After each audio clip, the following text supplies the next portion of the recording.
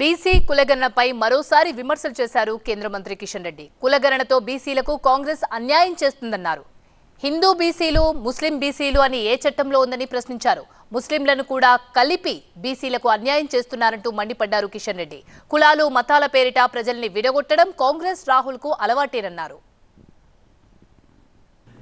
ఈరోజు రాష్ట్ర ప్రభుత్వము తొందరపాటు చర్యతో, దుందుడుకు విధానంతో ఈరోజు మరి కులగణన చేసి దానికి సంబంధించినటువంటి బీసీల జనాభా తగ్గిందని చెప్పడం ఏదైతున్నదో చాలా విచారకరము.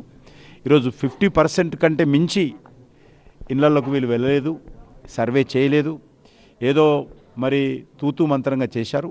దీనిపైన అనేక బీసీ సంఘాలు కానీ చాలా అసంతృప్తి వ్యక్తం చేస్తూ ఉన్నాయి. నాకు ఆశ్చర్యం వేస్తూ ఉంది. ఒక కొత్త పాలసీ వీళ్ళు పెట్టారు, ముస్లిం బీసీసు, హిందూ బీసీసు.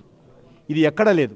ఈరోజు తెలంగాణలోనే రాహుల్ గాంధీ నేతృత్వంలో హిందూ బీసీ అట, ముస్లిం బీసీ అట.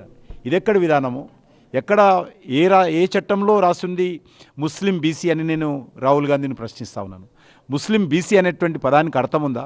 కాబట్టి ఈ రకంగా ప్రజలను మతం పేరు మీద రెచ్చగొట్టి ఈరోజు బీసీలకు ఇప్పటికే వాళ్ళకు న్యాయం కావాలని కోరుతుంటే బీసీలకు అన్యాయం చేసే విధంగా ముస్లిమ్స్ అందరినీ తెచ్చి బీసీలలో కలపడం ఏదైతుందో ఇది బీసీ వ్యతిరేక విధానము.